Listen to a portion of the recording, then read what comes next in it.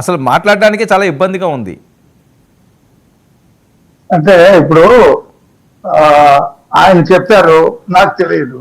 Okay, అది ఆయనకు తెలిసిందంటే ఖచ్చితంగా అది మీడియాలో వస్తేనే కదా ఆయనకు తెలుస్తుంది. చిన్నప్పరెడ్డి గారికి ఖచ్చితంగా ఆ ప్రభుత్వంలో ఉండేటువంటి దానికి సంబంధించిన మంత్రి దాని మీద యాక్ట్ అవుతారు. నిమ్మకి నిరసనంగా ఉండేటువంటి ప్రభుత్వం కాదు ఇది.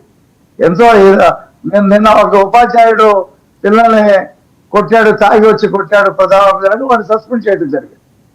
ఎప్పటికప్పుడు ఇమ్మీడియట్ గా చర్యలు తీసుకోవడం జరుగుతుంది. దీన్ని పవన్ కళ్యాణ్ గారు, చంద్రబాబు నాయుడు గారు విజయవాడలో ఉండి పర్యవేక్షిస్తారా?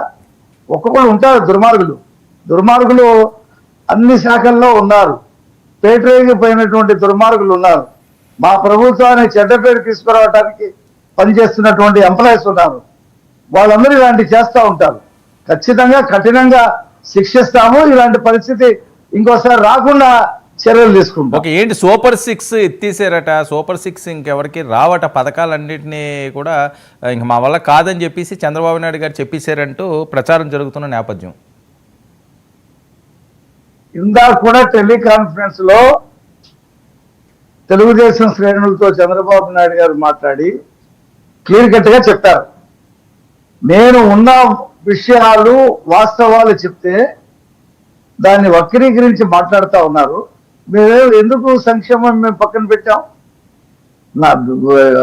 జగన్మోహన్ రెడ్డి 1000 రూపాయలు పెన్షన్ పెంచడానికి 5 సంవత్సరాలు టైం తీసుకున్నాడు. మేము 4000 వెంటనే చేశాం కదా, 1000 రూపాయలు వెంటనే పెంచాం. అరియర్స్తో పాటు 7000 ఇచ్చాం.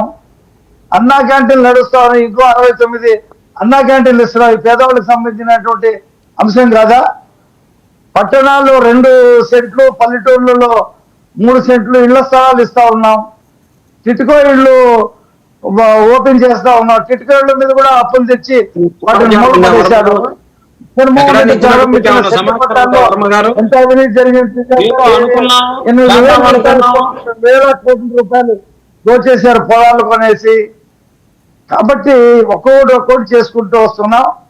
మొన్న మంత్రివర్గంలోనే చెప్పాం క్లియర్ కట్ గా, కేంద్ర ప్రభుత్వం రిలీజ్ చేసినప్పుడు రైతు భరోసా 10,000, మేము రాష్ట్ర ప్రభుత్వం 10,000 దాని మ్యాచింగ్ గ్రాంట్ గా రైతు భరోసా రేపు ఏప్రిల్లో కేంద్ర ప్రభుత్వం రిలీజ్ చేస్తుంది, మేము ఇస్తాం. 2,000 ఎలక్ట్రిక్ బస్సులు కొంటున్నాం. 2,000 ఎలక్ట్రిక్ బస్సులు ఎందుకు కొంటున్నాం? ఒక్క బస్సు కొనలేదు జగన్మోహన్ రెడ్డి. ఆ బస్సులు బ్రేకులు ఫెయిల్ అయ్యి ఎంతమంది చనిపోయారో చూసాం కదా. కొత్త ఎలక్ట్రిక్ బస్సులు కొంటున్నాం, నిర్వహణ ఖర్చు తగ్గుద్ది. దాంట్లో మహిళలకు ఉచిత ప్రయాణం కల్పించబోతా ఉన్నాం. రేపు జూన్ నుంచి ఎంతమంది పిల్లలు ఉంటే అంతమంది పిల్లలకి 15,000 రూపాయలు చొప్పున తల్లికి వందన ఇవ్వబోతా ఉన్నాం.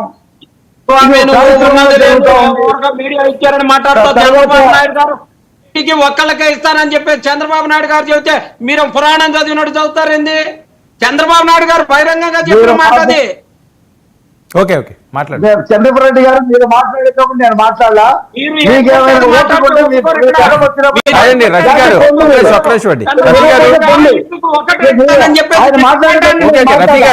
రఫీ గారు, చిన్నప్పరెడ్డి గారు మీరు క్రాస్ టాక్ చేయొద్దు. ఓకే వినండి, మీరు రఫీ గారు నేను చెప్తాను, ఎవరు క్రాస్ టాక్ చేయొద్దు. చిన్నప్పరెడ్డి గారు మీరు మాట్లాడుతున్నప్పుడు, అరే ఒక నిమిషం అండి వినండి, నా మాట వినండి. చిన్నప్పరెడ్డి గారు మీరు మాట్లాడుతున్నప్పుడు ఎవరూ మాట్లాడలేదు కాబట్టి మీరు నోట్ చేసుకోండి, నేను అవకాశం ఇస్తాను మీకు. మళ్ళీ మధ్యలో ఇంటరప్ట్ చేస్తే టైం వేస్ట్.